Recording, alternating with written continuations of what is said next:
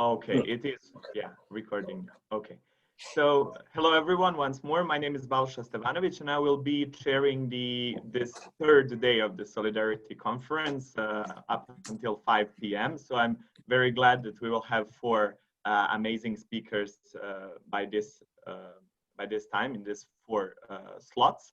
So during the first 2 days, we had the chance to hear wonderful presentations from various angles, and I'm particularly happy that today we will have the chance to see what happens with the world from media, social sciences perspective, and to deconstruct all these changes. In the end of the day, we will hear something in between mathematics and art critique, if I'm not mistaken. So this will be an amazing day to approach this phenomena from a social sciences angle and from different professions our speakers come from. In that sense, I'm very happy to introduce you Esma Kučukalić. And please write me if I'm wrong. Esma is a journalist and writer, currently based in Spain, but originally from Bosnia and Herzegovina. She is in her CV, I see journalism, law, international, and EU studies combined. So I really think that she can have a great input on the topic she is presenting to us. In 2019, she published a book on citizenship and ethnicity in Bosnia and Herzegovina, so published by the University of Valencia. So in that sense, work on the ethnicity from the media perspective and covering Bosnia and Herzegovina and beyond is, in my view, something that is those are the main features of Esma's work. And we will now hear her presentation from war language to new normal in the COVID-19 coverage. So how to pitch it. So Esma, the floor is yours. Thank you so much, Balša. Thank you to Mirna for this great conference organization and for the invitation. I will speak in Spanish if you don't mind, and I just prepared some slides just to follow me in English for those who are not speaking. Y muchas gracias de nuevo. Ahora paso al español. Gracias por esta presentación. La verdad es que ha sido fantástica y no la merezco. Y por ese punto de vista sobre mi libro de etnicidad y ciudadanía, que no, desgraciadamente, está contado desde el punto de vista de los medios, sino desde una perspectiva de una periodista que intenta entender algo muy difícil de entender, que es el resultado que ha dejado el sistema político de Bosnia y Herzegovina después de la guerra. En esta ocasión, cuando Mirna me propuso participar en esta conferencia, en esta gran iniciativa, lo primero que le dije fue, no sé qué decir, Mirna, porque no he podido escribir todavía nada sobre el COVID. Como periodista me encontré en un momento de, como se dice aquí popularmente, lost in translation. No sabía exactamente cómo cubrir esta crisis y creo que nos ha pasado a muchos profesionales, periodistas. Y me dijo Mirna, pues algo tendrás que decir. You have to say something, I think about. Y yo le dije que sí, porque estoy trabajando en la universidad. Yo imparto clase de periodismo internacional y periodismo de soluciones, Solution Journalism. Y con mis estudiantes, desde el confinamiento, cada uno desde su casa, estábamos trabajando nuestra asignatura, que es completamente práctica, que se basa en salir a la calle y buscar informaciones desde ángulos totalmente distintos. La estábamos trabajando desde casa por primera vez. Y para mí aquello era un desafío muy grande. Cómo abordar una asignatura completamente práctica, donde todos tienen que buscar sus informaciones en la calle, desde casa, encerrados. Y entonces entendimos que lo mejor era trabajar sobre lo que estábamos viendo, sobre lo que estábamos viviendo, que era el COVID-19 y cómo podíamos afrontarlo como periodistas. Y sobre eso pues se va a basar esta pequeña intervención. Si no os importa, voy a compartir aquí unos slides. Creo que se ven bien. Si you can see it. Okay. Okay. Sí, se ve perfecto. Ok. Pues lo primero que me gustaría hacer es una pequeña introducción a lo que ha dejado el COVID en los medios de comunicación. Este slide es muy reciente, acaba de ser publicado el informe anual 20 del Reuters Institute en colaboración con la Universidad de Oxford. Y aquí os pongo simplemente algunos tips, ítems sobre cómo hemos ido consumiendo los consumidores de los medios de comunicación las informaciones que nos iban llegando sobre el coronavirus. Lo primero que hay que reseñar es que la televisión ha sido la gran ganadora en esta crisis. A pesar de todas las herramientas que tenemos, de la cantidad de redes sociales, de diferentes medios a nuestra disposición, la televisión ha sido la reina en esta crisis, incrementando hasta un 40% sus audiencias en este momento. Para mí es significativo porque si tenemos en cuenta que la mayoría de las personas que ha estado consumiendo televisión por su facilidad eran personas mayores y niños, el mensaje para mí es muy interesante a analizar a posteriori. Hemos visto en los medios digitales, pero como os digo, la televisión ha sido la gran reina de esta crisis. Otros ítems que podemos ver. Mientras la televisión estaba, perdón por la falta, mientras la televisión se llevaba el 40% de la audiencia, también los medios de comunicación digitales, las empresas periodísticas, las compañías de los medios de comunicación, han vivido una crisis sin precedentes. Y lo han dicho por activa y por pasiva, primero por la reducción enorme de anunciantes y segundo porque han tenido que parar su staff, a quedarse en casa, ha tenido que reorganizarse, han tenido que adaptar unos protocolos completamente novedosos para los periodistas, que normalmente lo que hacemos es estar al pie de la calle.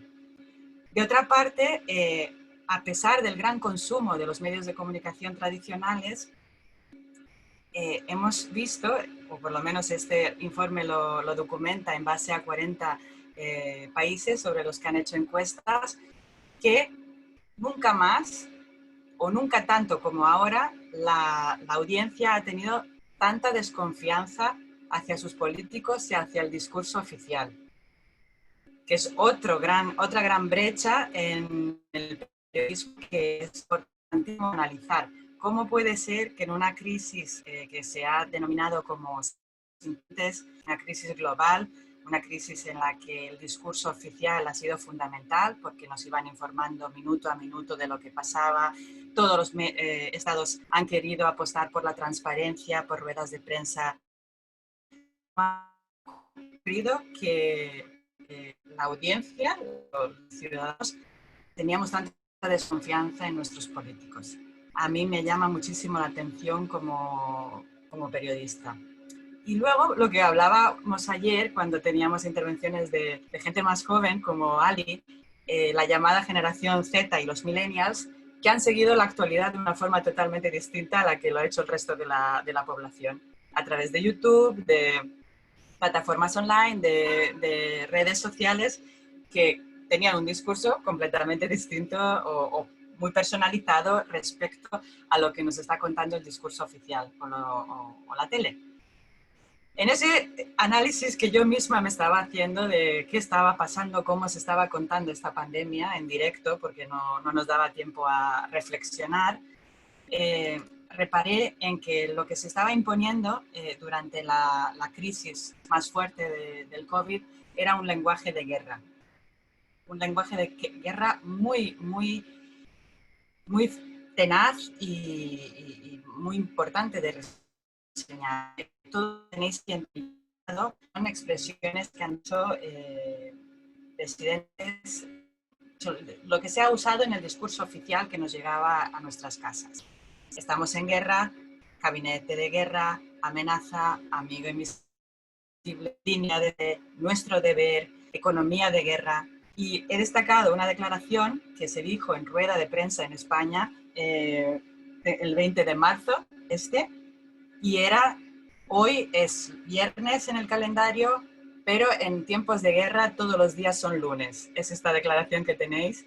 primera, y la dijo el jefe del Estado Mayor de Defensa de España, el general Miguel Ángel Villarroya, rodeado de generales uniformados en televisión, que para una democracia como la española, que ya tiene unas décadas, ha sido completamente novedoso y chocante para la población. El ver que por primera vez, después de muchísimas décadas, era bueno, los uniformes los que estaban tomando la información, y no ha ocurrido solo en España, que es donde hemos tenido una de las pandemias más duras, sino en otros estados. Pues os he puesto algunas referencias que me parecen interesantes, y es este artículo, Stop Calling Coronavirus Pandemic, Stop Calling Coronavirus Pandemic a War, dejen de llamar al coronavirus guerra. Pero era lo que se había impuesto en la etapa más dura de la crisis, en España especialmente, acompañado de cifras constantes, como un cómputo constante de cifras de muertos, hospitales, incremento de enfermos, que se estaban bombardeando constantemente desde los medios de comunicación, desde esa televisión, a la población, recuerdo otra vez, especialmente vulnerable, niños y niños. Ese discurso tan complejo de psicología de guerra, yo me encontré en la duda moral de si tenía que seguir contándolo de esa forma o había otra manera de explicar esta situación, porque por mi pasado el discurso de guerra lo conozco de cerca y me costaba muchísimo vincularlo. Sí encontraba muchas simetrías, porque de repente han instaurado términos, de repente había una espera, estábamos todos en casa como esperando que pase algo, a diferencia en la guerra que yo viví, estallaban los morteros y las bombas, pero aquí había un enemigo invisible que también estaba dejando millones de muertos, y lo estábamos viendo en televisión, no en persona, porque estábamos todos en casa. Y pensaba si como periodista desde mi casa yo podía contarlo así, y de otra parte pensaba en mis compañeros que estaban en la calle contándolo, y en qué situación se encontraban ellos cubriendo esta gran pandemia. Pero como profesionales nos encontramos también por el propio lenguaje. Aquí os pongo un ejemplo, un artículo del New York Times que me parece muy interesante, porque todos los periodistas hemos adquirido un vocabulario que se nos ha impuesto desde los órganos competentes, desde el ámbito científico, pero que nosotros nunca hemos acabado de entender. Pues peak, testing, lockdowns, un vocabulario que nos sacó porque no lo acabamos de entender. Nos fueron herramientas para transmitir a la población todo este tipo de nociones, y se ha ido instaurando con completa normalidad. Ahora para nosotros es completamente normal hablar de pandemia, de confinamiento, de distancia social, de curvas, de escalada, desescalada, de picos, pero yo como periodista me sigo preguntando si lo hemos acabado de entender bien, qué era exactamente lo que estábamos contando. Y vuelvo a la guerra de mi país, a la guerra de Bosnia y Herzegovina, porque este tipo de vocabulario me recuerda muchísimo a esto que os comparto, que he podido ver como una iniciativa artística compartida desde el Festival de Teatro de Bosnia, el MES, y es el vocabulario del cerco de Sarajevo, the Siege Sarajevo Glossary. Y aquí habían términos que se habían convertido en completamente normales, como para nosotros ahora son la pandemia, la desescalada, el confinamiento. Pues en aquel momento eran estos términos como ergo, que antes de la guerra nadie lo usaba, y durante la guerra se convirtió en algo completamente normal, que conocía desde un niño pequeño hasta un abuelo. Y es muy gracioso, estas son declaraciones que he tomado directamente desde esta iniciativa, y se asociaba habitualmente a las Naciones Unidas y a su inhabilidad para prevenir la masacre que estaba ocurriendo en el país. O relevantemente en calma, relevantly calm, para determinar momentos en los que no había demasiadas muertes durante el asedio, que en esta ocasión también lo hemos visto muchísimo en el discurso periodístico, cuando hablábamos de desescalada, bajada de número de muertos, estamos doblegando la curva, que se han convertido en algo completamente normal en en los desayunos, cuando estamos leyendo la prensa o comentándolo con nuestra familia. Aquí os pongo algunos ejemplos porque me parecían curiosos, porque yo intentaba huir de este paralelismo con la guerra, pero me da la sensación de que toda la estructura de la que enormemente de comunicación ha caminado en una atmósfera de situación de guerra absoluta. Pues en ese momento de impasse, de repente pasamos de este tipo de vocabulario de muertes, de curvas, de tal, a la nueva normalidad.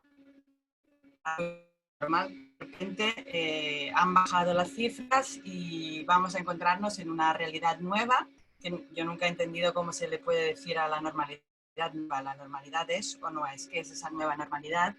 Intentando entenderlo un poco más, me doy cuenta que no es tan nueva este término, sino que se ha usado en muchísimos momentos históricos, pero especialmente en el año 2008, con el estallido de la gran crisis económica, de la precariedad, en el que se instauró que a partir de ahora, pues nuestro bienestar social, nuestros sistemas tan maravillosos como el francés, como incluso el inglés o como grandes paradigmas de bienestar social, iban a ser cuestionados porque había llegado una nueva normalidad, una forma de vivir por encima de nuestras posibilidades y teníamos que enfrentarnos a la precariedad.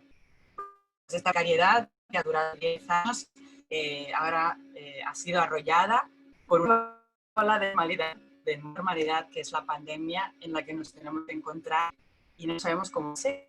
Es seguir viendo con máscaras y toda nuestra existencia próxima va a ser el aislamiento social, el no tocarnos, el no estar en las calles. El primer día de esta conferencia el profesor Bieber hablaba de que hemos perdido el espacio público y también lo hemos escuchado en las plazas del Líbano.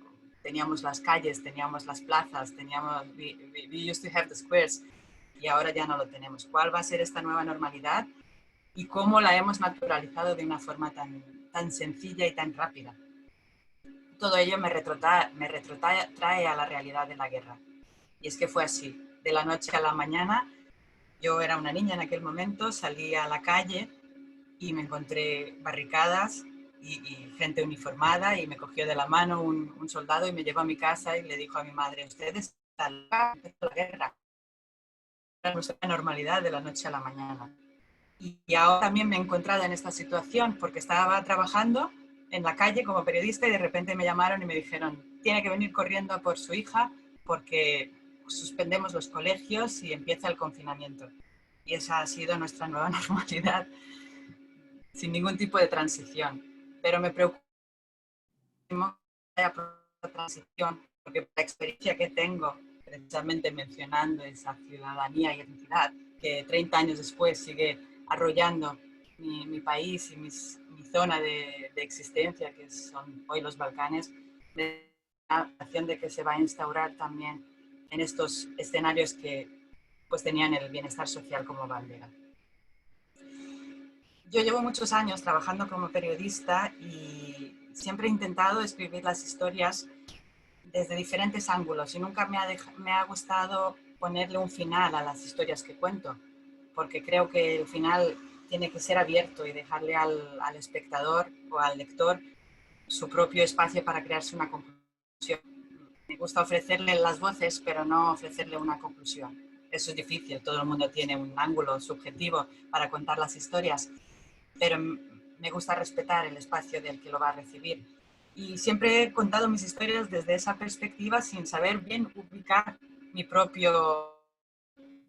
Muchas veces me han hablado de periodismo de paz, o bien periodismo comprometido, o bien mis compañeros de redacción me dicen que soy la periodista que escribe sobre tabú, porque entro de una forma más sencilla en la psicología cuando hacemos la entrevista y tengo un buen feedback de mis entrevistados.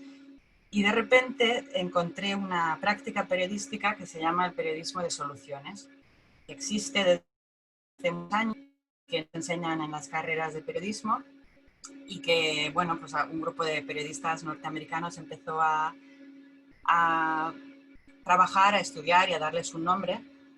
y para mí fue un descubrimiento porque me di cuenta de que no, yo no estoy escribiendo ni historias solidarias, ni periodismo de paz, ni periodismo activista, sino un periodismo que está intentando dar un enfoque más allá de la problemática simple de un tema, sino complicar un poco la narrativa para contar las historias. Entonces, os cuento un poquito lo que son en pequeña escala, para no entrar en lo que es la práctica periodística.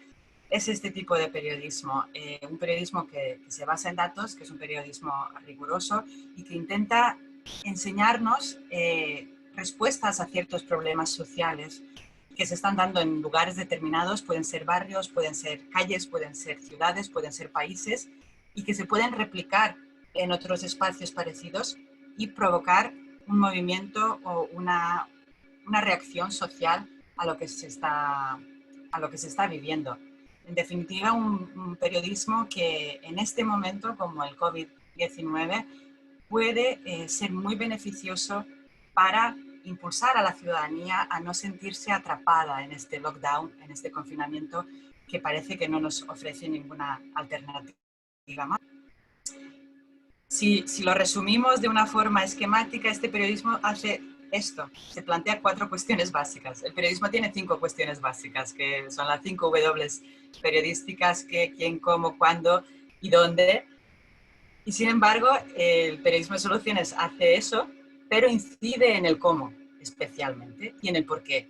¿Cómo lo hacen? ¿Y cómo lo hacen? ¿Y desde qué escala? ¿Y cómo lo han hecho? Y cuéntame un poco más cómo lo estás haciendo, se puede aplicar en otro y de qué manera. Es un periodismo que tiene soluciones mágicas, por supuesto, ni nos va a dar una solución maravillosa a las problemáticas que abordamos, pero es un periodismo que nos cuenta la historia de cualquier planteamiento temático de una forma más profunda. Por poneros un ejemplo, cualquier tema puede ser susceptible de visión desde la perspectiva de soluciones. Hay uno, para mí, me ha especialmente la atención, y era un proyecto muy reducido en Nueva York, en uno de los barrios deprimidos, donde muchísima población migrante, especialmente las mujeres, viven sus embarazos en profunda soledad, porque pues, por su situación legal o por el aislamiento propio que lleva la migración.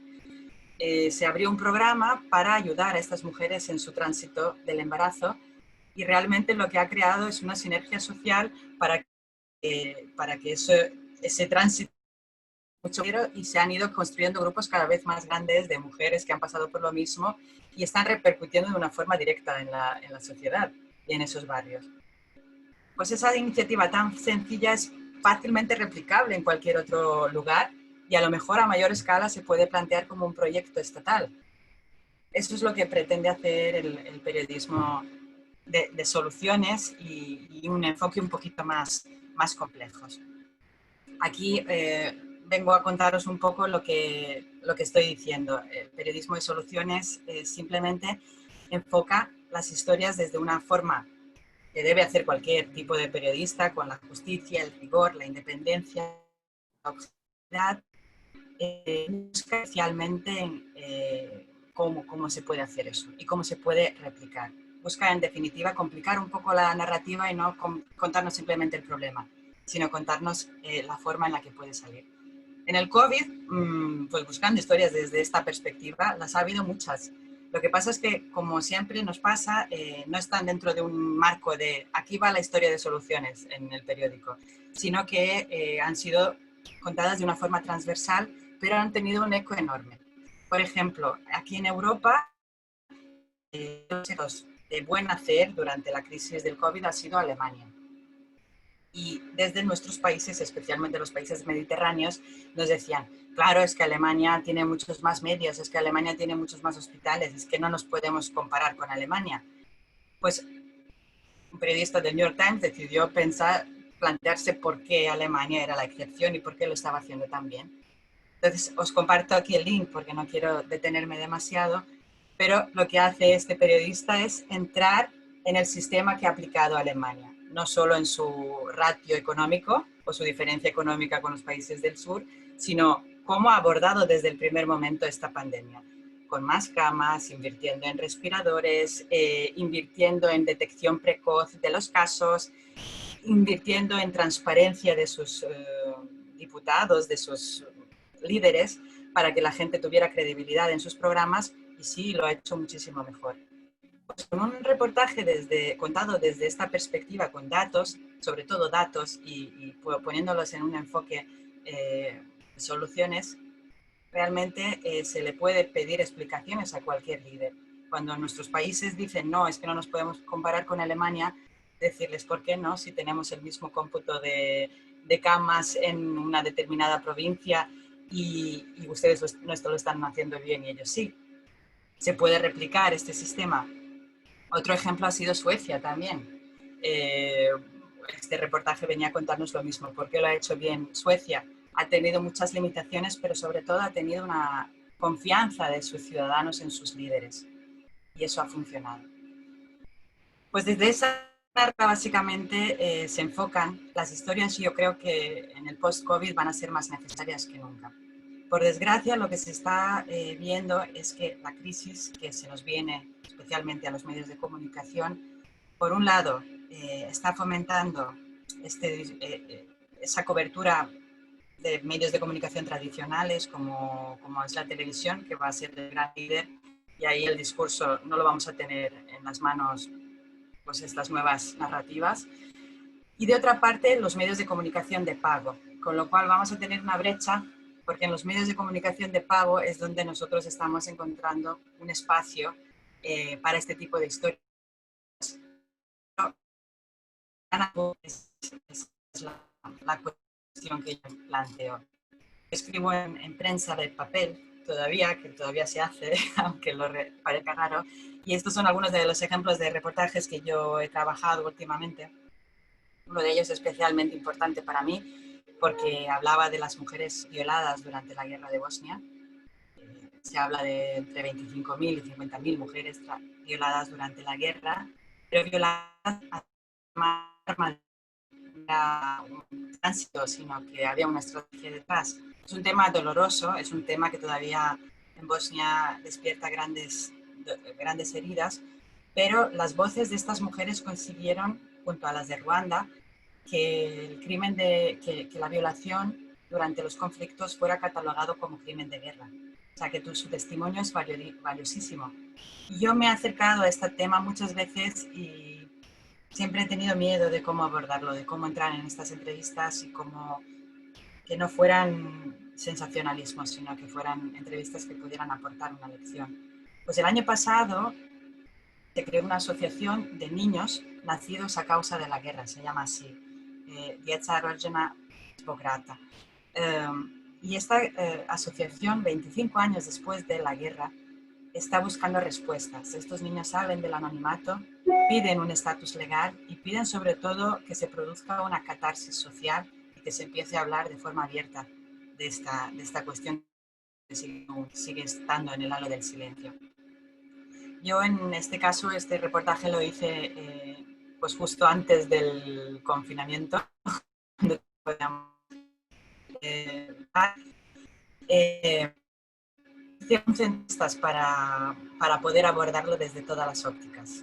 Y sigo dejando una pregunta abierta, pero sigo poniendo el ejemplo de estas mujeres no desde la perspectiva de la víctima, sino desde la perspectiva de las supervivientes y de las vencedoras, que han sido capaces de mover leyes internacionales y que ahora están siendo capaces de producir una catarsis social.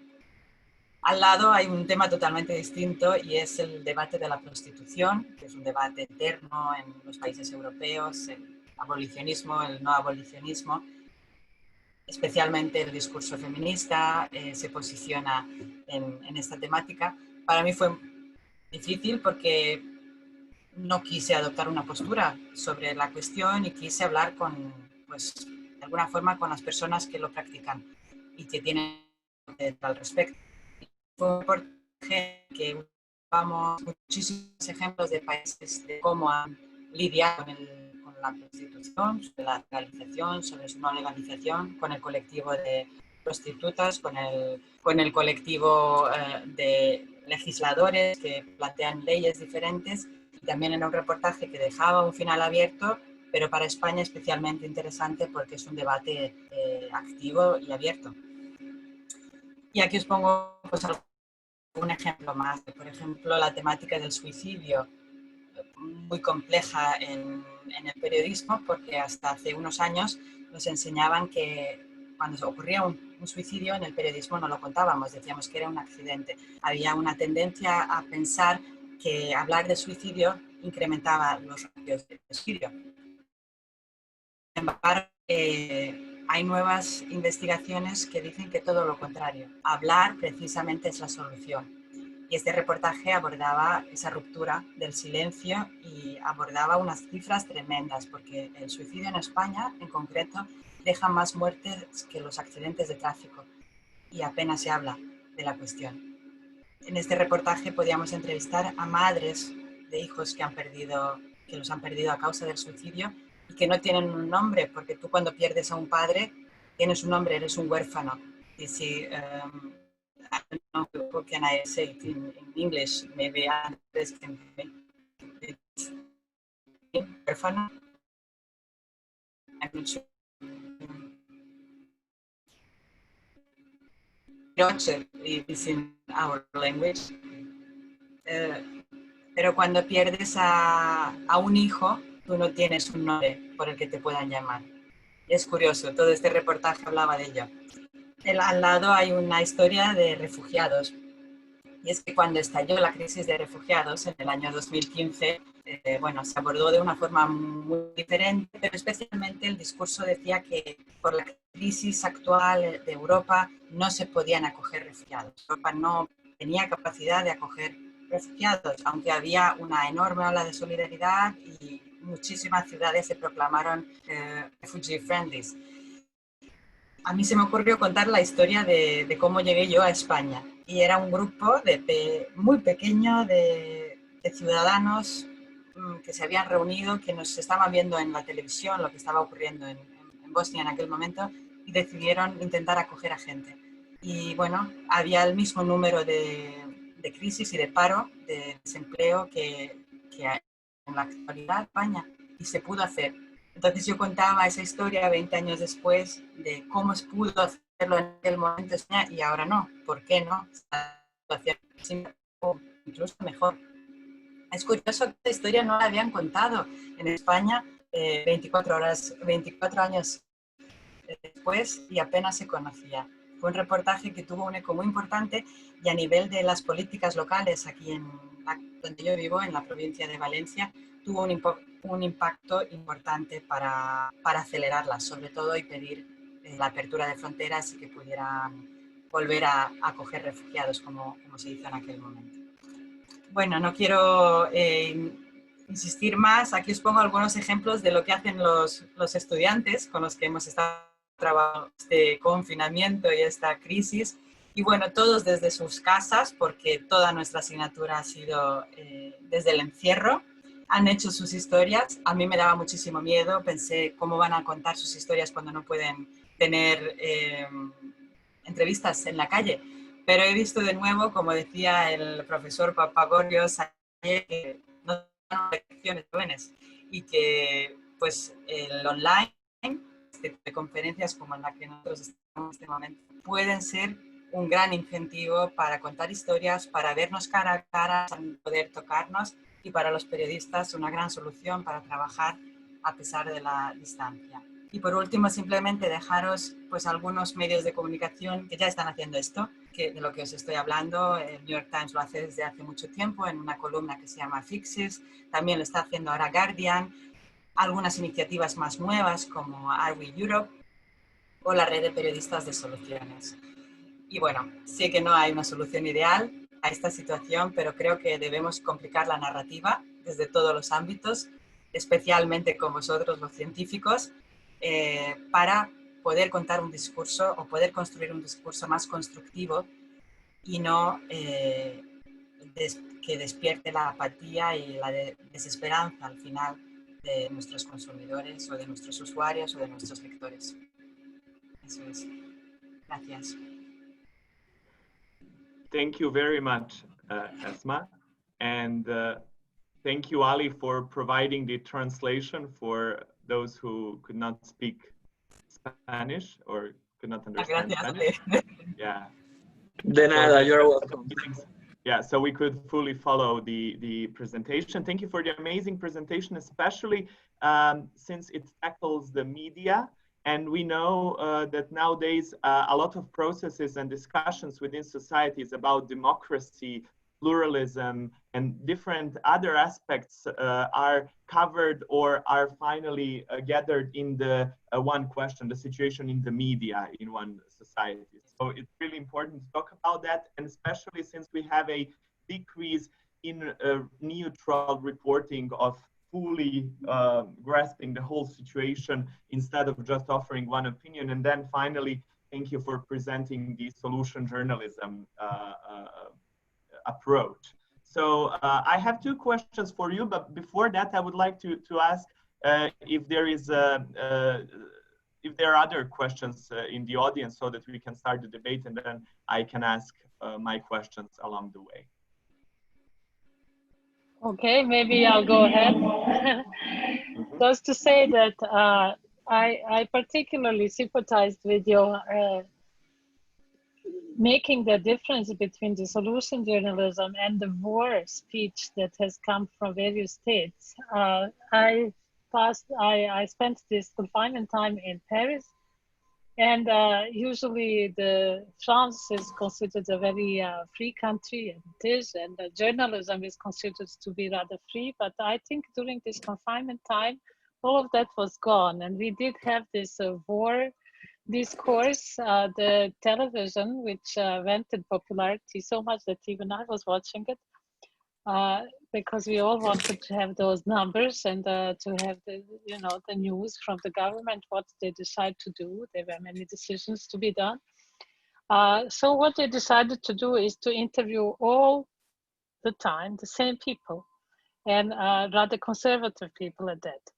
So we had Eric Zemmour, I don't know if anybody here knows who he is, but he's probably the most right-wing person you can imagine. So we had him all the time. We had people like that, and maybe 10 people who just exchanged.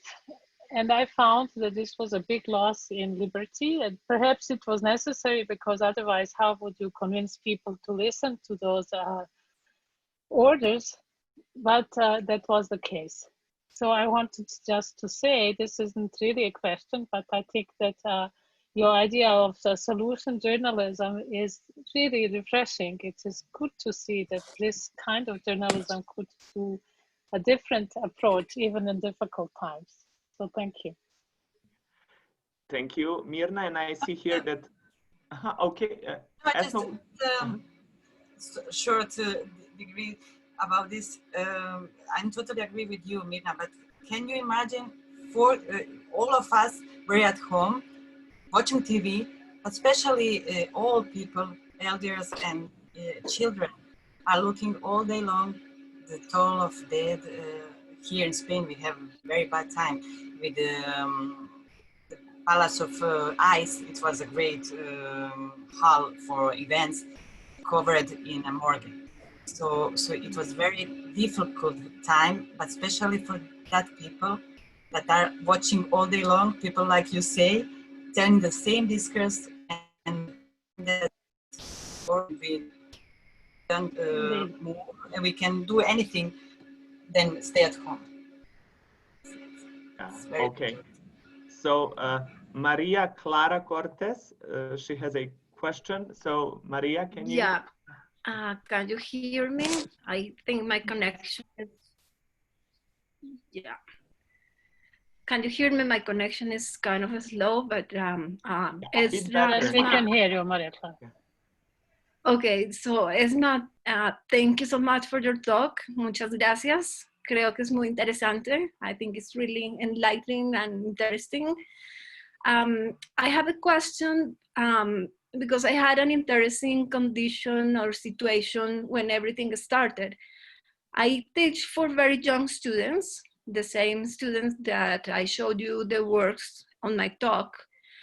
And just before the confinement was declared, I had a class that was on a Thursday, and I told them it is very likely that the classes are going to be online, blah, blah, blah. And I had this student, and her family comes from Russia. She's a very interesting person and very aware of political, let's say, manipulation of information. And she told me, no, this is all, this is just not true. This is the media that are creating panic. And, like the millennials were really kind of skeptical about the situation. And she said, no, this is manipulation of the state, blah, blah, blah. And then that weekend, everything exploded and we went online. So my question is about censorship. Not only how important the media are about creating, reality, as you pointed out, and how we feel about ourselves, about our lives, and about history, but also how the government are manipulating, and if you have experience like on that with the COVID, the information, and how much pressure it has been from the economics to make life, normal again. So if you can tell us about the censorship related to COVID, if you have an experience on that. Yeah, and there is a lot of questions about the periodismo de soluciones, que es terriblemente interesante. ¿Cuándo empezó? Si puedes contarnos un poquito más de eso. Sí, bueno, contesto primero a lo que es muy interesante el enfoque que has dado sobre la censura, y creo que, bueno, por desgracia es una corriente que se tiene en nuestra sociedad, porque hemos perdido derechos evidentes, derechos de ciudadanía en un tiempo récord. Y los medios ahí es por lo que hacía yo la introducción. Hemos seguido automáticamente el discurso. Primero el discurso de miedo, de la guerra, de generar una situación de alarma, y a posteriori un discurso de nueva normalidad, que es lo que hay. Es la unidad y olvídate de lo que había antes. Olvídate de que antes corrías por las calles, salías a manifestar. Es una nueva normalidad. Especialmente en países en los que hemos visto gente en las calles, gente pidiendo revueltas sociales, hemos encontrado que el confinamiento ha venido muy bien a sus estados para mantener a la gente en casa, y de hecho están prolongando las medidas de para esta infección. Tenemos en cuenta además que el principal medio de consumo es la televisión, como os he dicho. También hemos visto por ahí redes sociales muy localizadas o tecnologías como el WhatsApp, que ha sido muy importante en esta crisis. Pues el discurso que se puede hacer llegar al consumidor es claramente manipulable. Esta mañana leía un comentario sobre las elecciones en Serbia y la relación con los bots y los miles de bots que siguen cuentas de Twitter, que se parece muy libre para la sociedad, y cómo se puede jugar con esa manipulación del discurso. Y realmente estamos en una era muy compleja que yo creo que nuestros matemáticos que hay aquí nos van a tener que explicar desde el punto de vista de los algoritmos y de qué se está haciendo con nuestros medios de comunicación, porque al fin y al cabo, como decía Marshall McLuhan, el medio es el mensaje. Hoy, más que nunca, se está demostrando que el medio es el mensaje.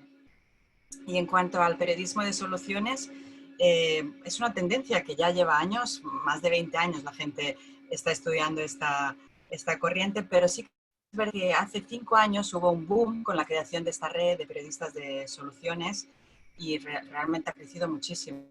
Pero yo creo que los medios de comunicación o no quieren acabar de ver su interés o no les interesa, claro. Okay, thank you, Esma. And since we are almost 5 minutes behind the schedule, I will just try to sum up my 2 questions. And you made a wonderful introduction for the first one, which is general. So the general question would be, we are already observing in the public space the tendency on the global level not to have a proper exchange of opinions, views. We do not have opponents anymore, we tend to have enemies. And in the general discourse, we do not have only our different views, but it seems that participants in a discussion tend to have their own facts. And that is something that is visible in for several years now. So that's sort of the general problem with public discourse and the debate in the public space. So how do you think that the COVID situation and the whole war rhetoric and everything that comes with the pandemic, how do you think that that will further influence these problems that we have in the public space? So that is the general question. And the second one is, of course, related to the ex-Yugoslav region. I would like to hear your opinion on that. So definitely the war rhetoric was really present in the Balkans as well. So all the countries adopted that sort of rhetoric. It is interesting for me to hear your views on the fact that sort of new enemy that is the virus in the Balkans completely shifted the notion of the existing enemies within the ex-Yugoslav Republic. So there is a new abstract enemy, and that is the virus. So how do you think that that will shape the everyday chessboard of the existing enemies within the ex-Yugoslav republics, at least in the media? Thank you so much for these two interesting questions and your observation that are completely tendencies now. We are finding this in the general discourse and also in. So I can resume it in one word, that it's fancy, but we can really understand the balance, and now in our society, I know that the word is used or overused in the media, post-truth, post-verdad in Spanish. But for me, as I understand this word, post-truth is dissolving our structures of state nations and invoking new enemies or friends or totems that are not that one that we used to believe, that it's a state nation, healthcare states, that kind of states that we used to believe that we still are having. So maybe we have in Balkans the precedent of what we are going to find now in Western discourse, and also in the policies that we are fighting, especially after COVID. And regarding to the new enemy, this invisible enemy that we are fighting here, as I see in Balkans, we find a little bit different measure. Here we have the lockdown, but in Balkans we have the situation that are very fresh and very similar at the war times. People very easy go to home because they know what is this. They know what is the lockdown. So, but the question is this, that Maria also told that the lack of truth. All these theories about conspiration, about this enemy is true or not, we are going to believe in what are saying the media. And in Balkans, we can find it very clear. So for me, it's an open question, how is going to be this situation there? Okay, thank you very much, Esma. And if there are no more questions on the floor, are there any? Okay, I think we should stop here. Thank you very much for this amazing presentation and the amazing topic that you opened for us here, and that is the future of the media and public discourse. So thank you, Esma. Thank you. And